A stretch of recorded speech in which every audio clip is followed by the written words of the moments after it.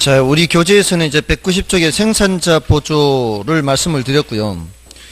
소비자 보조의 보조 방식이 여러 가지가 있죠, 지금. 그 중에서도 만족도를 제일 높이는 거는 현금 보조인데, 현금 보조를 다른 말로 소득 보조라고도 하고요. 그리고 현물 보조를 바우처 제도, 쿠폰이라고도 하죠. 바우처 들어보셨나요? 쿠폰이라고 생각하셨네요. 바우처, 쿠폰. 이 쿠폰이 저런 경우에도 지급이 되죠. 애들 키울 때, 저기 뭐죠, 그, 가정학습지 같은 거, 이런 것도 바우처 제도가 적용이 되죠.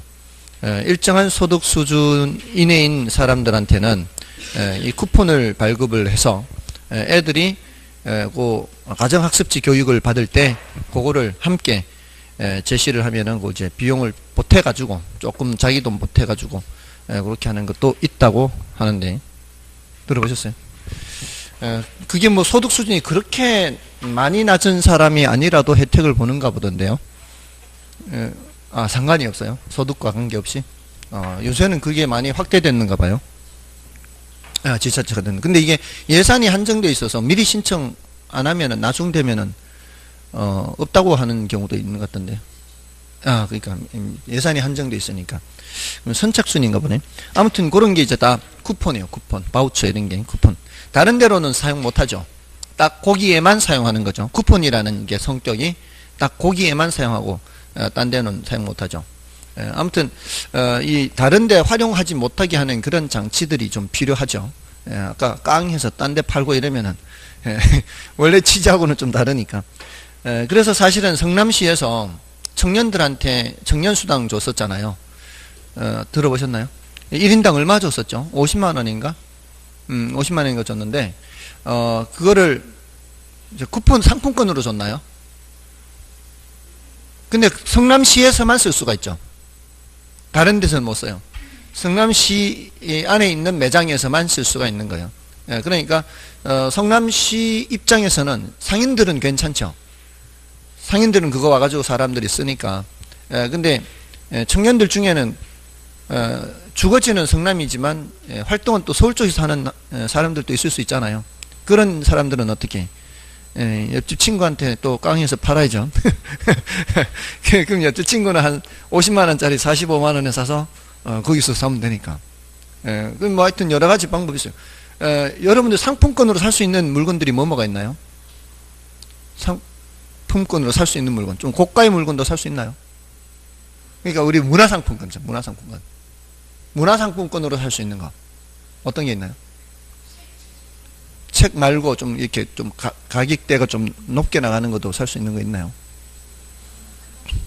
학용품 같은 거? 아무튼 뭔가를 이렇게 많이 사야 될 때 문화상품권을 할인해서 사는 방법이 있더라고요. 네? 할인해서 사는 거예요. 그래서 할인해서 사서 그걸로 지불을 하면은 싸게 한다는 거예요. 그런 방법도 있어요. 아무튼 하나의 팁을 알려드린 거예요. 하나의 팁을 알려드린 거예요. 자, 아무튼 그런 이제 쿠폰이고요. 그다음에 가격 보조를 다른 말로 집세 보조라고도 하고요. 자, 이제 우리는 뭐를 전제로 해서 얘기한다고요? 가격 보조를 전제로 하는데 이제 요거를 이제 임대료 보조의 어떤 정책이 나오면 보조 이게 이제 효과를 따져야 돼. 효과. 자, 조금 전에 임대료 규제 복습할 때 효과 따졌죠. 여기도 이제 효과를 따져야 됩니다. 그 효과가 시장에 미치는 효과이기 때문에 무슨 얘기를 해야 돼요? 수요 공급 얘기를 해야 돼요. 사실은 그 지난주에 그 정부의 개입 이후 그 주제가 뭐였어요? 정부의 개입 이후 토지정책, 주택정책, 부동산 조사할 거거든요. 토지정책의 지역지구제 했죠. 그 지역지구제도 효과가 있었거든요, 사실은. 근데 그 지역지구제의 효과는 중요도가 낮다 그랬죠. 그 지역지구제의 효과에서도 단기효과, 장기효과 하면서 수요 공급 얘기가 나와요. 근데 그거는 중요도가 낮기 때문에 빼버린 거예요. 그러니까 결국은 정책이라는 거는 시장에 개입하는 거니까 어디에 영향을 미칠 수밖에 없어요. 수요 공급에 영향을 미칠 수밖에 없죠. 그래서 정책의 효과를 얘기할 때는 늘 뭘 생각해야 돼요? 수요 공급을 해야 돼요. 수요 공급. 그러니까 제가 중간에 뭐 잡다한 거 빼먹고 바로 넘어왔잖아요. 지금 수요 공급 공부한 이후에 시장론하고 바로 정책론으로 왔잖아요. 그 이유가 이제 수요 공급 그 감을 계속 살려서 오게 하려고 중간에 빠뜨리고 그냥 온 거예요. 그래서 수요 공급 생각해야 되는 거예요. 정책하면은 그 효과는 수요 공급이에요. 그죠? 자, 근데 이게 누구한테 보조해 주는 거예요? 임차인들한테. 그 임차인도 소득 수준이 낮은 사람들한테 보조해 주는 거예요. 그랬을 때 이 사람들이 어떻게 할 건지를 생각을 하시라는 얘기예요. 일단 1차적으로 보조받으면 어떤 생각을 할 거냐 이 말이에요. 지금까지 허름한 주택에 방도 좁고 이런 곳에 살다가 좀 보태준다 그러면 어떻게? 좀 더 여건이 좋은 곳으로 가겠죠. 그 여건이 좋은 곳이라는 것이 뭐 좀 더 질적으로도 괜찮을 수 있지만 또 면적으로도 더 넓은 그런 곳을 찾을 거 아니에요. 그게 바로 수요가 증가한다, 늘어난다. 보조를 받으면 다 그래요. 여러분들 육아 보조한다 그러면은 맡기지 않던 사람들도 어떻게 맡기잖아요. 그게 뭐예요? 수요 증가 이렇게 된다고요. 그러니까 여기서 수요라는 측면에서는 우선 뭐가 증가한다고요? 수요가 증가하는 거예요. 이게 이제 단기 효과예요. 이 사람들이 보조받은 걸로 수요를 증가시킨다 이렇게. 자, 근데 이 수요는 소득 수준이 낮은 사람들이 원하는 그런 주택들이에요. 그러니까 그런 주택들은 좀 달동네 주택 같은 거 이런 시장이에요. 그래서 이거는 저가주택 시장이다 이렇게 보시면 돼요. 저가주택 또는 저급주택 시장. 대체로 그렇지 않나요? 보조받는 사람들이 찾는 집들이 또 그런 달동네 같은 주택 이런 데 주택을 원하는 거죠. 그러면은 자, 보조해 준다니까 사람들이 더 수요를 늘릴 거 아니에요? 그러면은 임대료가 어떻게 해? 임대료가 올라가겠죠? 올라갑니다. 어느 정도는 올라갈 수밖에 없어요. 자, 그러면서 자, 기존의 공급자 입장에서 보세요. 기존 임대인이죠. 기존 임대인 입장에서는 초과 이윤을 얻게 돼요. 예전 임대료도 그냥 뭐 그만저만 살았잖아요. 지금 이거 보조해 주기 전에도 임대료 수준에서 뭐 그냥 됐을 거 아니에요. 근데 어떻게 됐어요? 지금 수요가 증가했으니까 임대료가 올라가니까 예전보다는 더 높은 임대료니까 임대인도 뭐를 얻게 돼요? 초과 이윤이라는 걸 얻게 된다고요. 이게 뭘 뜻하는가 하면은 아까 생산자 보조 얘기할 때처럼 주택이 아주 부족하지 않고 어느 정도는 있다고 해도 임대료 보조한 혜택을 임차인만 보는 것이 아니고 누구도 볼 수 있다는 거예요. 임대인도 볼 수 있다 이 뜻이에요. 지금 이 뜻이 여기 이게 올라가는 만큼 임대인도 혜택 보는 거예요. 임대인도 혜택. 자, 예를 들어 이런 겁니다. 금액으로 환산했을 때 한 20만 원 정도를 지원을 해줄 생각으로 50만 원 임대료를 20만 원을 지원해 줄 생각으로 정부가 20만 원을 보태주는데 정부 생각은 당신네들 30만 원만 보태서 50만 원짜리 알아봐라 이런 의도죠. 그렇잖아요. 아까 전세금 말씀드릴 때하고 똑같은 거예요. 자, 그런데 그 임대료가 50이 유지되지 않고 한 55나 60 이렇게 올라간단 말이죠. 그럼 60으로까지 올라갔다고 치자면 그러면 20만 원 보조받아도 내 주머니에서는 40만 원이 나와야 되거든요. 그러니까 50만 원 내 부담이던 것이 40만 원 부담으로 줄기는 줄었지만 정부가 보조해 준 20만큼 준 게 아니죠. 내 주머니에서는 40만 원 나오고 보태받은 20만 원에서 60만 원 임대료를 내는 거죠. 그 올라간 만큼 누구 혜택으로 간단 말이에요?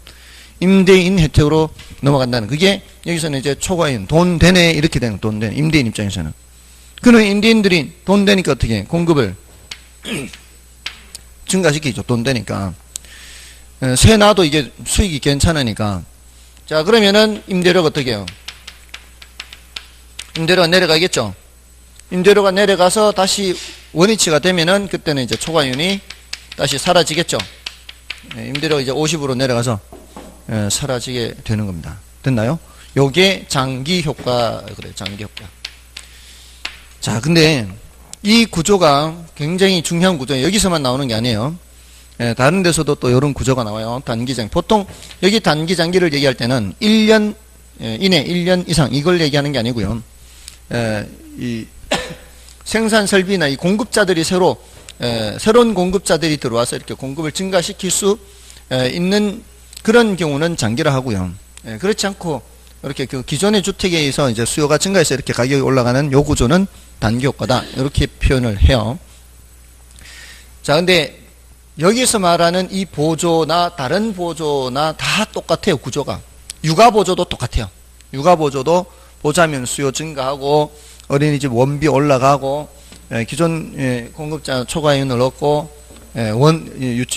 유치원이나 이런 거 늘어나고 원비 내려가고 이렇게 구조는 똑같아요. 이거는 뭐를 전제로 한가 하면은 서비스의 질적인 수준은 똑같다는 전제예요. 서비스의 질적인 수준은 똑같다는 전제하에 이렇게 하는 겁니다. 다른 거 첨가되지 않고 이런 전제하에. 그래서 아무튼 요 구조인데요. 자, 여기서 이제 조금만 더 첨가를 하면 돼요. 이게 이제 여기는 임대료 보조 시장이니까 임대주택에 대한 수요가 증가하고 임대료가 올라가고 이런 거고요. 그죠? 근데 이게 무슨 주택 시장이라고 그랬어요? 저가주택 시장이죠. 여기 이 주택에 대한 수요가 저가주택에 대한 수요예요. 저가주택에 대한 수요. 그죠? 저가주택에 대한 수요가 증가하고 저가주택 시장에서 임대료가 올라가고 이 기존 이 저가주택 임대인이죠. 그 초과인을 얻고 그럼 여기에 공급 증가는 뭐예요? 저가주택 시장에서 공급 증가죠. 맞잖아요. 저가주택 시장이 달동네에 공급 증가잖아요. 이거를 추상적 시장으로 생각해야 돼요. 꼭 여기 달동네만 있는 게 아니라 다른 곳도 달동네가 있을 수도 있고요. 또 상황을 이렇게 생각해야 돼요. 새 집을 지은 상태에서 집이 점점 낡아지기 시작한다고요. 그 새 집이 점점 낡아지기 시작하다 보면은 그 살던 사람이 이제 생각을 하겠죠. 이거 뭐 수선해서 계속 사느냐 아니면 새로 놓고 딴 데 가느냐 팔고 딴 데 가느냐 이런 생각 하겠죠. 근데 지금 임대 시장에서의 임대료가 어떤 상태예요? 높은 상태잖아요. 그러면은 요 주택을 야, 이게 새 놓고 딴 데로 가자 이런 판단을 하게 된다고요. 낡아지는 주택을. 그리고 새로 지은 주택은 저소득층들이 살기에는 부담스러운 집이에요. 그래서 여기서 이 공급이 증가한다라고 할 때는 새로 지어서 공급 증가하는 것이 아니라는 사실이에요. 저가주택 시장에서의 공급 증가는 이 말이에요. 저소득층들이 원하는 그런 허름한 주택들은 새로 지어서 공급하는 게 아니고 기존의 주택 중에서 낡아지기 시작하는 것들이 요 시장으로 오는 거예요. 이해가 되시나요? 그렇게 되는 거를 하향여과라 그래요. 하향여과. 주택이 하향여과된다 그래요. 주택이. 자, 그러니까 저가주택 시장에서 공급 증가는 뭐를 통해서? 하향여과를 통해서 공급이 증가한다라고 얘기를 한다고요. 됐습니까? 자, 그래서 임대료가 내려가게 되고 초과이윤이 사라지게 되는 거죠. 자, 그래서 여과 현상을 이제 함께 말씀을 드릴 거예요. 그래서 191쪽의 임대료 보조 효과에서 저가주택 시장에 대한 효과에서 단기 효과, 장기 효과 하고 있죠. 자, 그 장기 효과에서 하향 여과에 의해서 증가된다 이 말입니다. 됐나요? 다음에 그 밑에 고가주택 시장에 대한 효과가 있죠. 자, 여기 고가주택 시장도 있을 거란 말이에요. 근데 그 고가주택 시장은 옆에다 적어 놓으세요. 난이도가 높습니다. 이거는 중요도는 낮아요. 그러니까 이거는 일단 고가주택 시장은 나중에 해놓고요. 나중에 넘어가시면은 그래프가 두 개가 있죠. 왼쪽에 저가주택 시장에 대한 그래프만 일단 보시라고요. 저가주택 시장에 대한 그래프, 요거를 위에 거를 그래프로 나타낸 거예요. 자, 이게 출발하는 상태의 그래프예요. 그러니까 항상 이제 시장이 균형 상태에 있는 거예요. 잠잠하던 상태에서 말이에요. 잠잠하던 상태에서 임대료 보조를 하게 되면은 어떻게 해요? 수요가 증가하죠. 이게 먼저 그려지는 그래프예요. 그러면은 균형이 이동하죠. 이게 이제 사라지면서 그럼 어떻게 수요가 증가하니까 임대료가 올라갔죠. 물론 그 과정에서 거래량도 늘긴 하지만 자, 이게 뭘 얻는 상태? 초과이윤을 얻는 상태. 예전보다 가격이 높으니까. 그러니까 공급이 어떻게? 공급이 증가하죠. 공급 증가하면은 자 이렇게 해서 공급이 증가하죠. 그러면 올랐던 임대료가 내려가죠. 이러면 이제 초과이윤이 사라지게 되는 거죠. 됐나요? 단기효과, 장기효과. 그래프로 나타내면 이렇게 그냥 간단하게 나타내고요. 요게 귀찮으면은 이렇게 해도 관계가 없어요. 됐나요? 근데 이게 훨씬 더 한눈에 보이기 때문에 이렇게 설명하는 겁니다. 조금 더 복잡한 설명을 할 때는 이걸로는 힘들어요. 이게 더 훨씬 간편합니다. 자, 그래서 192쪽에서는 거기 저가주택 시장의 그래프를 보시고 그 밑에 정리되어 있는 표도 있죠. 그것도 왼쪽에 저가주택 시장 위주로 보시면 돼요. 자, 다음에 이제 여과 현상을 보겠습니다. 자, 여과 현상은 자, 하향 여과해서 나오고 있죠. 개념. 상위 계층에 살던 주택을 하위 계층에 사용하는 현상을 말하고요. 하향 여과 현상을 능동적 여과 현상이라고도 합니다. 하향 여과는 임대료 보조 등 소득 증가로 인해서 임대료 보조 등 소득 증가했죠. 임대료 보조 등 소득 증가로 인해서 저가주택에 대한 수요가 증가. 이걸 밑줄 그어놓으세요. 저가주택에 대한 수요 증가. 지금 어떤 시장이었어요, 여기가? 저가주택 시장이었잖아. 저급주택 시장. 여기에 대한 수요가 어떻게 됐어요? 수요가 증가했죠? 증가하니까 이런 과정을 거쳐서 결국 공급이 증가할 때 뭐가 나타나는 거예요? 하향 여과가 나타나는 겁니다. 자, 그게 이제 하향 여과고요. 그다음에 상향 여과는 뭐예요? 하위 계층에 살던 주택을 대수선 또는 재건축, 재개발을 통해 상위 계층에 사용하는 현상을 말하고요.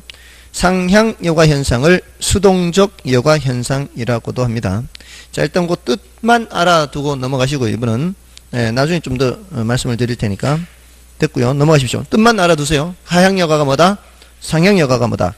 다음에 넘어가셔서 주거분리와 여과작용. 자, 여기서는 주거분리라는 단어 뜻을 알아두시면 돼요. 주거분리. 주거분리가 뭐냐 하는 거예요. 주거분리가. 주거분리가 뭐라고 되어 있어요? 고급주택지역과 저급주택지역이 서로 분리되는 현상을 말하고요.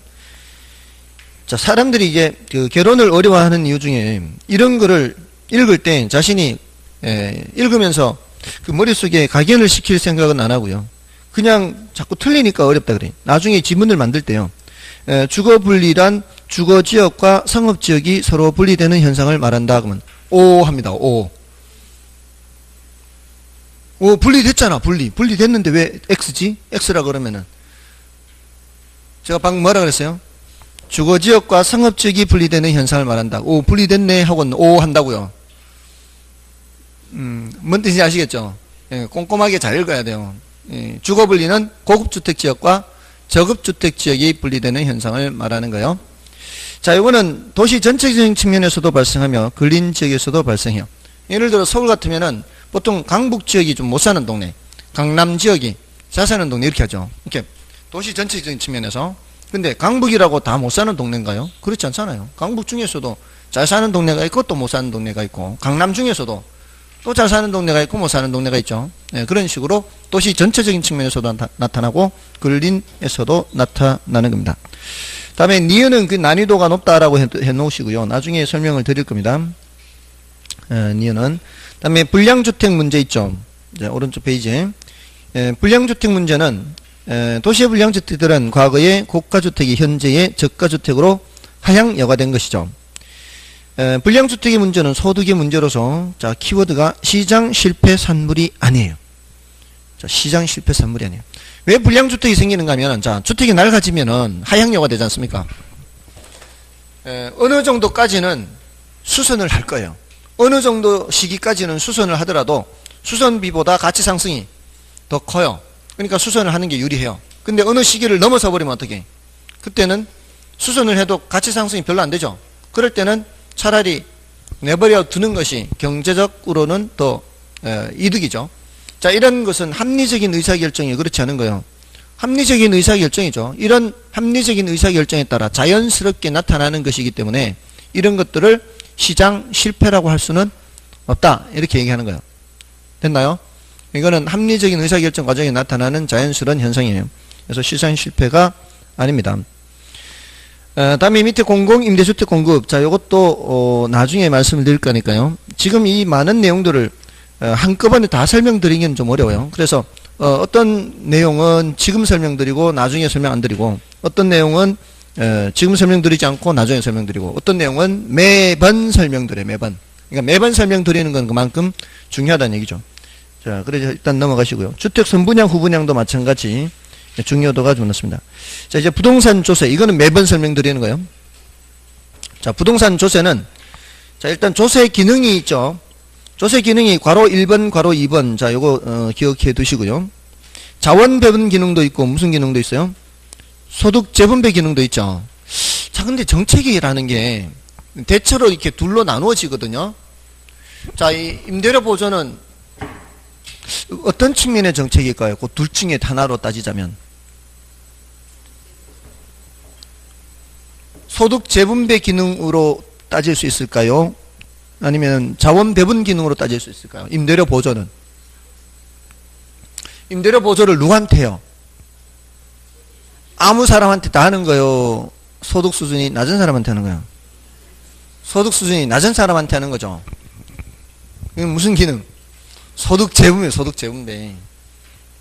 소득 수준이 낮은 사람한테 하는 거는 정부가 무슨 재원으로 해요? 세금 걷어서 하는 거죠. 세금 걷을 때는 누구한테 많이 걷어요? 소득이 많은 사람한테 많이 걷잖아요. 소득이 많은 사람한테 많이 걷어서 낮은 사람한테 주는 거니까 소득을 다시 분배하는 거 아니에요. 그러니까 저소득층과 관련된 정책들은 무슨 기능? 소득 재분배 기능이에요. 자, 그래서 이런 임대료 보조라든가 조금 전에 안 하고 나중에 한다고 했던 공공임대주택 공급, 이거는 무슨 기능이에요? 소득 재분배예요. 소득 재분배. 대체로 주택 정책은 소득 재분배 정책이 많아요. 근데 지난주에 했던 지역지구제 있죠. 지역지구제는 아까 목적이 뭐라 그랬어요? 지역지구제의 목적 굉장히 중요하다 그랬죠. 서로 좋지 않은 영향 미치는 걸 막는다 그랬잖아요. 뒤죽박죽이면 뒤죽박죽을 막기 위한 거 아니에요. 지역지구제라는 게 뒤죽박죽을 막는다는 게 맞잖아요. 서로 좋지 않은 영향 미치는 거 부의 외부죠. 부의 외부 효과를 제거한다. 이거는 시장 실패를 수정한다 그랬죠. 시장 실패를 수정하는 거는 자원을 효율적으로 이용하는 거라 그랬죠. 예, 그는 자원 배분 기능이라고요. 자원을 효율적으로 사용하기 위한 거예요. 그러니까 이 괄호 1번은 그 자원 배분 기능은 효율성 측면이고요. 소득 재분배 기능은 형평성 측면이다 이 말이에요. 근데 대체로 정책이 이런 측면의 정책, 저런 측면의 정책으로 구분이 될 수 있는데 조세는 이런 기능과 저런 기능이 다 들어가 있다 이 말이에요. 조세라는 것 자체가 소득 수준이 높은 사람한테는 많이 걷어요, 적게 걷어요? 조세라는 것 자체가 소득 수준이 높은 사람한테 많이 걷죠. 낮은 사람한테는 적게 걷잖아요. 그러니까 조세 자체가 무슨 기능이 있는 거예요, 처음서부터. 예, 이 소득 재분배 기능이 있는 거죠. 근데 조세의 목적은 뭐예요? 세법에서 혹시 하나요? 조세의 목적? 세법 아직 수업 안 했나요? 조세의 목적 안 했나? 그런 건 중요하지 않나요? 조세 목적이 뭐예요?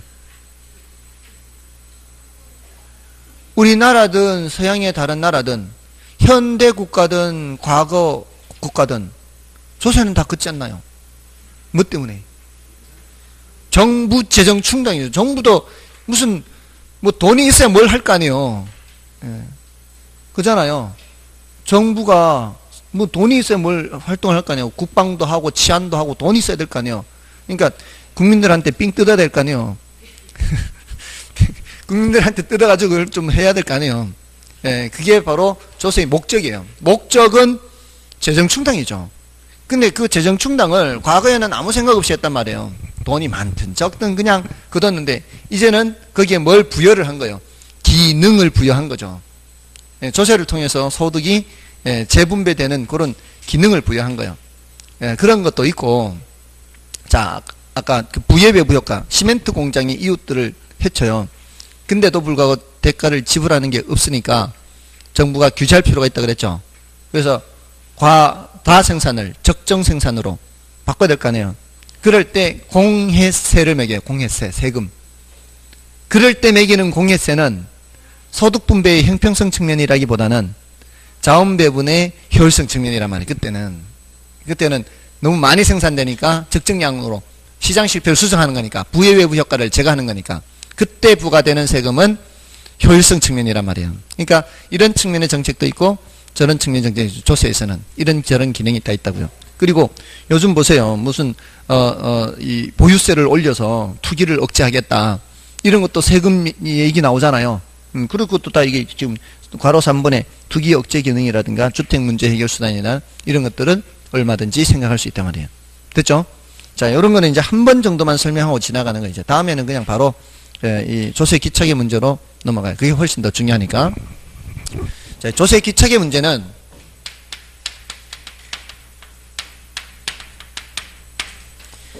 자, 이 조세 귀착은 돌아갈 귀 붙을 착자예요.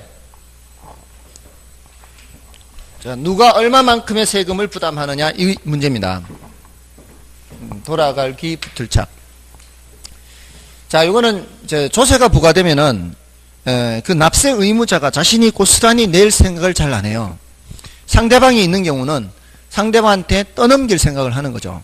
제가 갖고 있는 원룸주택이 있어요. 자, 그게 방이 10칸인데 지금까지 없던 세금을 100만원 매긴다는 거예요. 자, 그러면은 제 생각으로는 어떻게 해야 되겠다. 방 한 칸당 10만원씩 올려야 되겠다. 자, 이렇게 해서 10만원씩 받으면 납세 의무자는 저잖아요. 세금 들고 가는 사람 누구예요? 제가 갖다 내요. 제가 갖다 내는데 이걸 내가 낸다라고 안 한단 말이에요. 경작에서는. 경작에서는 누가 낸다라고 하는 거예요? 임차인이 낸다라고 하는 거예요. 경작에서는. 그 돈이 누구 주머니에 나왔으니까? 임차인 주머니에서 나왔으니까. 이거를 전가라고 하는 거예요. 전가. 납세 의무자에게 부과된 조세가 그 상대방한테 떠넘겨지는 거를 전가라 그래요. 그리고 최종적으로 누가 얼마만큼을 부담하느냐의 문제가 귀착의 문제라 그래요. 그러니까 제가 지금 이렇게 제 생각대로만 된다면 전부 다 전가를 한 거죠. 100% 전가를 한 거예요. 근데 그게 상황이 그렇게 만만치는 않습니다. 왜냐하면 임차인들 입장에서는 주변에 빈집들이 많다면 이 말이에요. 주변에 빈집들이 많다면 제가 그나마 관리를 잘해와서 저는 빈집은 없게 관리를 해왔단 말이에요. 근데 이런 상황에서 세금 부과됐다고 월세 올리겠습니다 라고 했을 때 임차인들이 다른 데로 옮길 가능성이 많다면 제가 함부로 월세를 올릴 수가 없겠죠. 그런 상황이라면 고스란히 제가 또 부담해야 될 수도 있다는 거죠. 그 상황에 따라 다르다 이 말이에요. 근데 그 상황이라는 게 뭐로 설명하는가 하면 탄력성으로 설명해요. 탄력성. 탄력성이 또 나왔어요. 탄력성은 수량을 얼마나 많이 변화시킬 수 있느냐 이 소리잖아요. 자, 그러면 제 주택에 대한 수요량을 크게 줄일 수 있느냐 없느냐.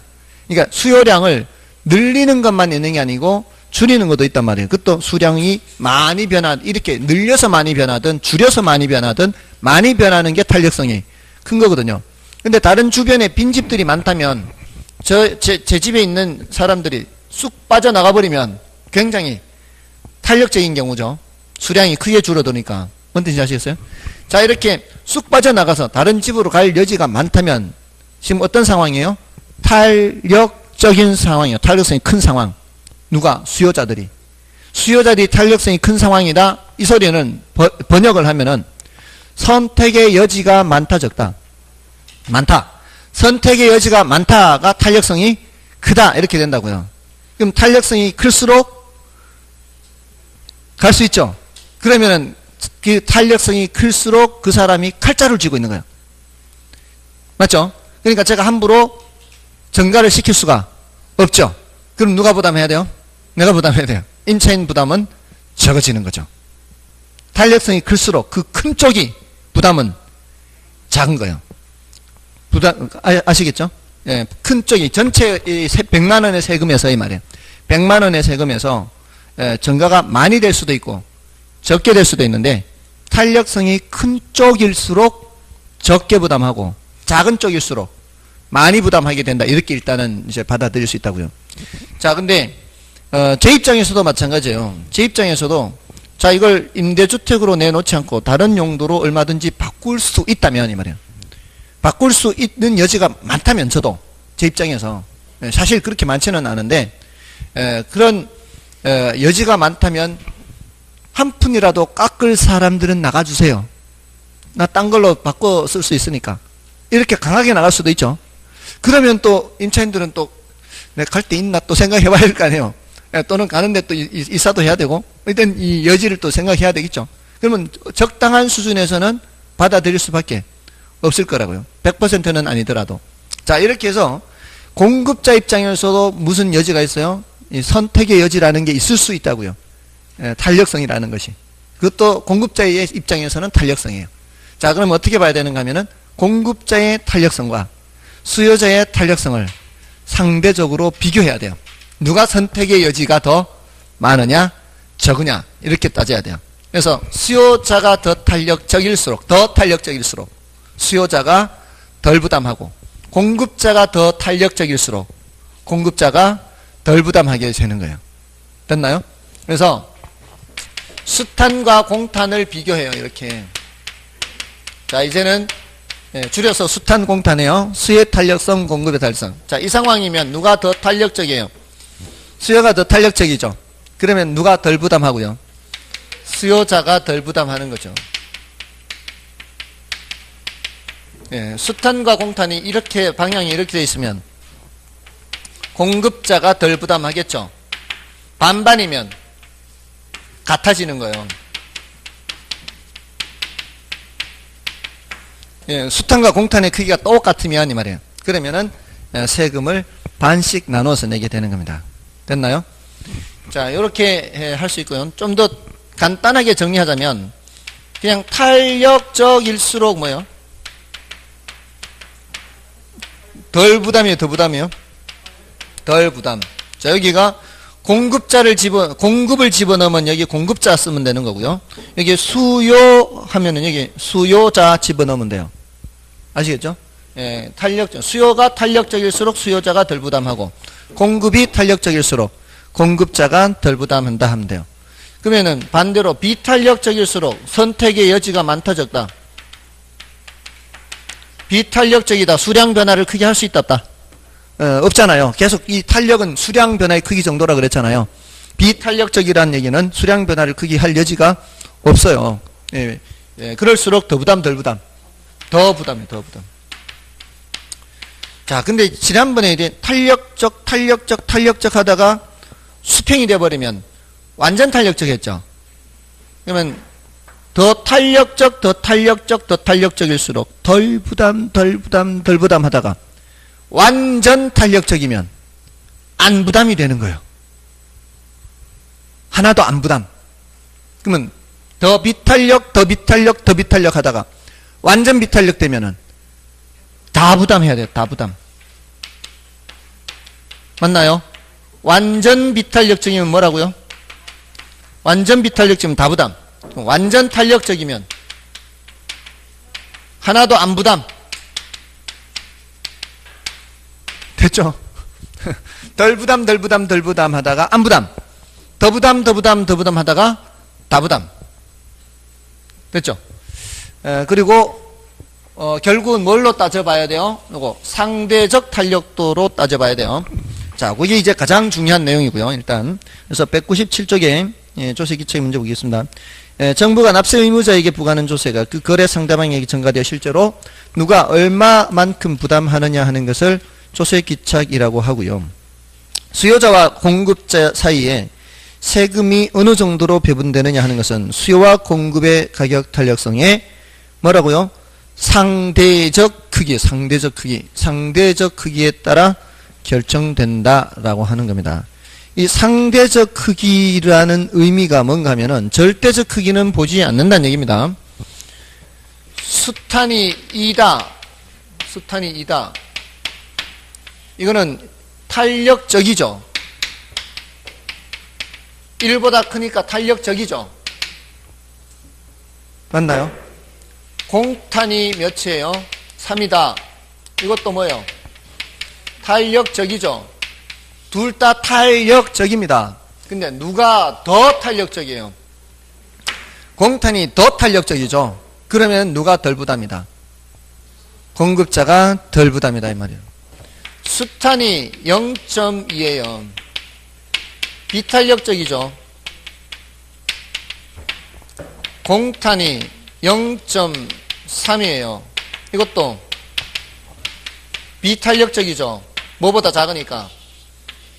1보다 작으니까. 누가 더 비탄력적이에요? 수요가 더 비탄력적이죠. 더 작으니까. 맞아요, 아니요? 이젠 숫자 크기도 비교가 안 돼. 이게 더 작잖아요, 숫자가. 근데 크고. 더 탄력적, 더 비탄력적. 더 탄력적이죠.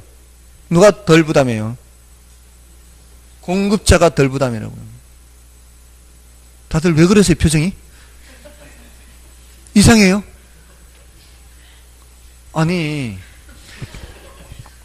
경기를 한다면은 점수가 이래 나오면 누가 이겨요? 얘가 이기는 거, 이렇게 나오면 누가 이기는 거요? 얘가 이기는 거. 상대적 크기가 그거라고, 상대적으로.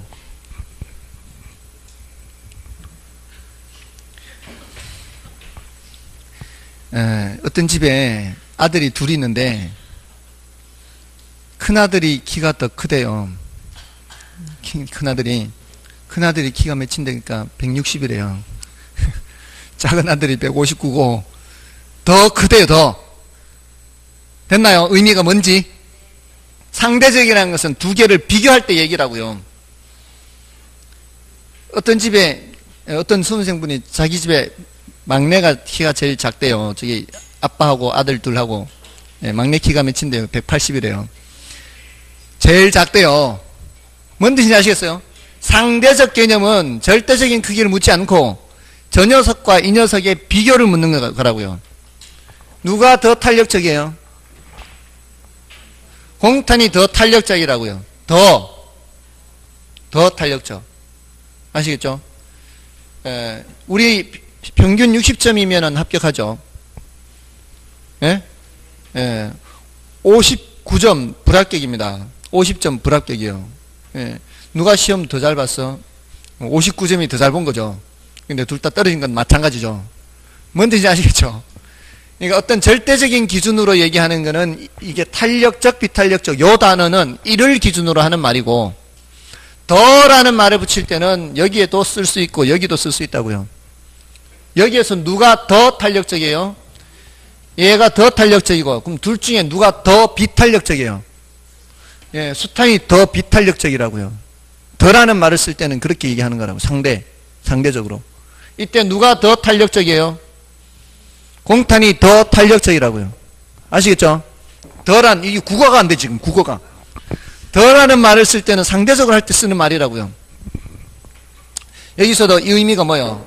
더 탄력적일수록 덜 부담, 이렇게 더 정확하게 말하면 더 비탄력적일수록 더 부담, 이렇게 하는 게 사실은 더 정확한 표현이에요. 근데 여기에 이미 일수록이란 단어에 이미 들어가 있죠. 점점점점 더 그렇게 된다는 의미니까. 자, 상대적 크기라는 의미를 설명하는데 몇 분 걸렸어요? 자, 다음에 이제 조세 부가의 효과 해서, 자, 그래프가 나오고 있죠. 자, 요 그래프는, 그 밑에 이제 조세 부가의 여러 효과가 있어요.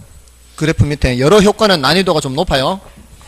자, 난이도가 좀 높아서 나중에 설명드릴 거고요. 자, 오늘은 이제 그래프를 그려드리겠습니다. 이 그래프는 사실 오늘 좀 설명드리기엔 약간은 난이도가 높을 수도 있는데 지금 뒤에 것도 다 난이도가 만만치가 않아서 일단 먼저 하나를 해놓고 나중에 또 하고 해야 되니까 이제 잘 들어보세요. 잘 들어보세요. 재미있어요. 잘 들어보시면 한편으로는 재미있습니다. 이 경제학이라는 게 정말 대단합니다. 이런 것들을 설명한다는 것이, 그래프로 설명한다는 것이 정말 대단합니다. 이게 가격이고 이게 수량이에요. 자, 지금 현재 이제 균형 상태예요. 여기에서 이게 이제 세금이라는 게 재산세든 무슨 뭐 부가세, 휘발유세든 모든 세금이 구조가 똑같아요. 이것도 아까 보조도 어떤 보조든지 구조가 똑같다 그랬잖아요. 세금도 구조가 똑같아요. 그래서 경제학에서는 굳이 이걸 무슨 재산세다 무슨 뭐 휘발유세다 이렇게 안 따져요. 그냥 세금이에요. 세금. 모든 세금의 구조가 똑같기 때문에 보조에서도 마찬가지 똑같아요. 예, 그래서 뭐 굳이 따로 얘기해, 뭐 임대료 보조다, 육아 보조다 이런 보조 따로 얘기 안 해요. 다 원리가 똑같기 때문에. 자, 이거를 그러면 이제 예를 들자면 이제 휘발유라고 예를 들게요. 휘발유가 지금 리터당 1,000원을 한다고 치고, 이 상태에서 세금이 없다라고 쳐보세요. 세금이 없는 상태에서 예를 들어 뭐 10만 리터가 거래되고 있었다. 10만 리터가 거래되고 있었어요. 근데 정부에서 없던 세금을 100원을 매기는 거예요, 이제. 100원. 그 100원을 매기면은 납세 의무자는 보통 공급자가 되도록 매긴단 말이에요. 그러니까 누가 돈 갖다 내야 되는 거예요? 주유소에서 돈 갖다 내야 돼요. 세금을 갖다 내야 돼요. 자, 그러면 지금까지 1,000원 받던 집은 얼마를 받으려고 하겠어요? 얼마를 받으려고 하겠어요? 1,100원을 받으려고 하겠죠? 얼마만큼 올라가야 돼요? 100원만큼 올라가야 되겠죠? 만약에 지금까지 990원 받던 집은 얼마를 받으려고 하겠어요?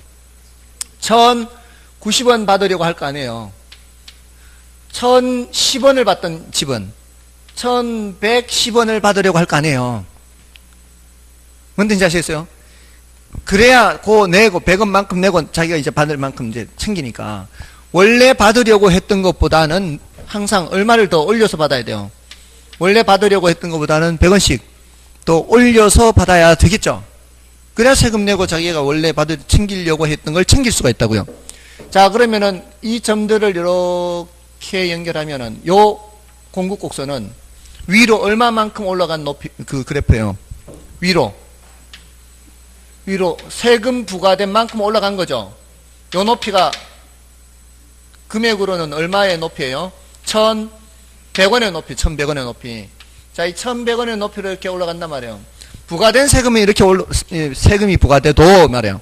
근데 1,100원에 실제로 거래되지는 않아요.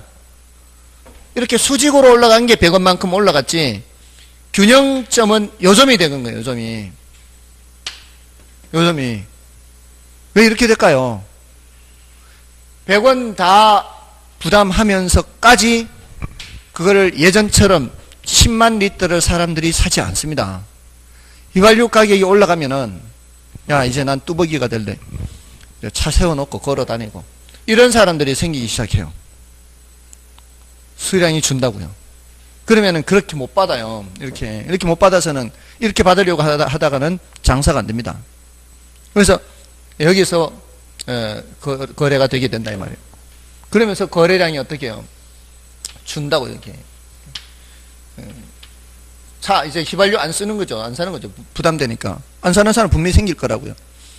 자, 그러면서 가격이 지금 요게 1,100이고 여기가 1,000이면 요 위치가 1,100과 1,000 사이 50보다는 좀 더 위죠. 약간 위 아닌가요? 약간 위로 그려져 있죠. 제가 그렇게 그린 거예요, 지금. 일부러 그렇게 그린 거예요. 한가운데가 되지 않게. 약간 위에 되도록 제가 그린 거예요, 사실은. 1,070원이죠, 이 정도. 그죠? 자, 그럼 이제 얼마에 거래되는 거예요? 1,070원에 거래되는 거예요. 1,070원에 거래되면은, 받기는 1,070원을 받는다는 얘기야. 그리고 수요자도 지불하기는 1,070원 지불한다는 얘기야. 자, 그러니까 수요자는 지금까지 1,000원 내다가 이제 얼마 내는 거예요? 1,070원 내니까 얼마를 더 내고 있어요? 70원 더 내고 있죠. 여기가 바로 수요자 부담이에요. 더 냈으니까. 두 주머니에서 더 나왔으니까. 자, 그러면 1,070원이 다 공급자 주머니로 들어가요? 얼마 세금 내야 돼요? 리터당 100원 세금 내야 될 거 아니에요? 그럼 1,070원 받아서 100원 빼면은 자기 주머니에 얼마 남아요? 얼마? 970원이죠. 이제 빼기도 안 되고 다 안 돼. 1,070원에서 100원 빼면은 970 될 거 아니에요? 900. 이 밑으로 내려온 요 길이가 이 말이에요. 다 100만큼 올라갔잖아요, 이게. 좀 전에 100 올린다 그랬잖아요, 이렇게. 그럼 여기서도 100만큼 내려올 거 아니에요, 여기가. 그럼 요 높이는 몇이란 말이에요? 1,970이요, 970. 자, 그럼 공급자 입장에서는 지금까지는 얼마 받던 거를, 1,000원 받던 거를 이제는 세금 내버리니까 970밖에 못 받죠. 자, 이게 세후 가격이에요, 세후. 공급자 입장에서는 세후 가격이 중요한 거고요. 수요자 입장에서는 세전 가격이 중요해요. 세전 가격이. 근데 그냥 가격이라고 할 때는 세전 가격을 전제로 해요. 휘발유 리터당 얼마예요 할 때 다 아직 세금을 납부하기 전에 그 상태를 얼마 이렇게 하잖아요. 우리 물건 살 때도 다 부가세가 다 포함되어 있는 상태 얼마 이렇게 하잖아요. 그럼 그 사면은 그 부가세는 누가 내야 돼요? 그 판매한 사람이 내야 되잖아요. 그래서 그냥 가격 할 때는 이거 세전을 전제로 하는데, 그건 우리 대부분 수요자 입장에서 얘기하는 거란 말이에요. 근데 공급자는 무슨 가격이 중요해요? 새우 가격이. 그럼 자, 공급자는 얼마를 부담하는 셈이에요? 30원을 부담하는 셈이죠. 그러면 수요자 70원, 공급자 30원 합쳐서 100원. 그 100원의 세금을 누가 더 많이 부담하고 있는 거예요? 수요자가 더 많이 부담하고 있죠. 그 수요자가 부담하는 크기는 바로 이 균형 상태, 원래 균형 상태에서 위로 올라간 요 높이. 여기 아니고, 받으려고 하는 건 이게 여기지만 실제 여기란 말이에요. 그럼 요 아래 부분은 누구 부담? 요 아래 부분은 공급자 부담, 요 위 부분은 수요자 부담, 이렇게 된다고요. 근데 지금 수요자 부담이 더 크게 그려져 있죠? 잘 보세요. 여러분들이 언덕길을 올라가는 거예요. 이 언덕길을 올라가는 게 더 가팔라요? 이 언덕길을 올라가는 게 더 가팔라요?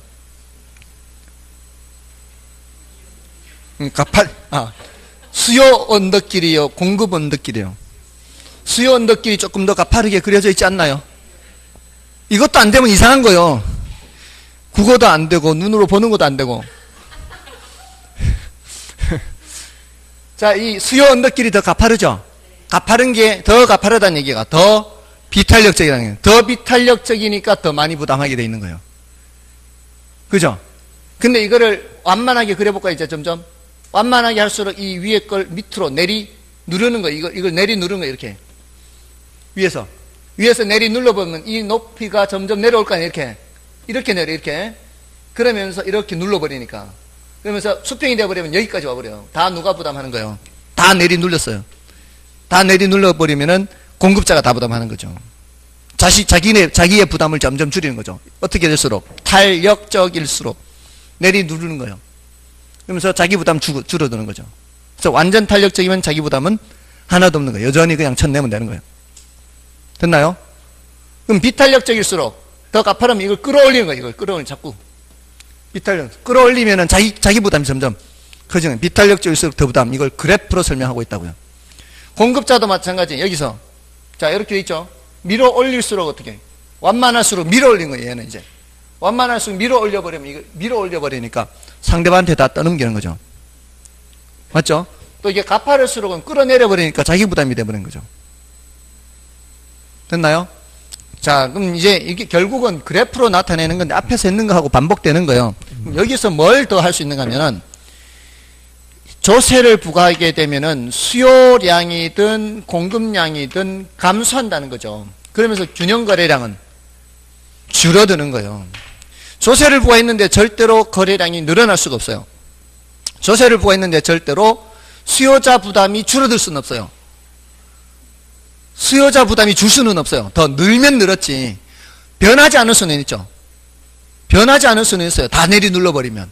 근데 조세 부과됐는데 더 밑으로 내리 누를 수는 없다고요. 됐나요? 조세를 부과했을 때 공급자 부담이 생기면 생겼지, 옛날보다 돈을 세후 가격이 더 올라갈 수는 없어요. 맞나요?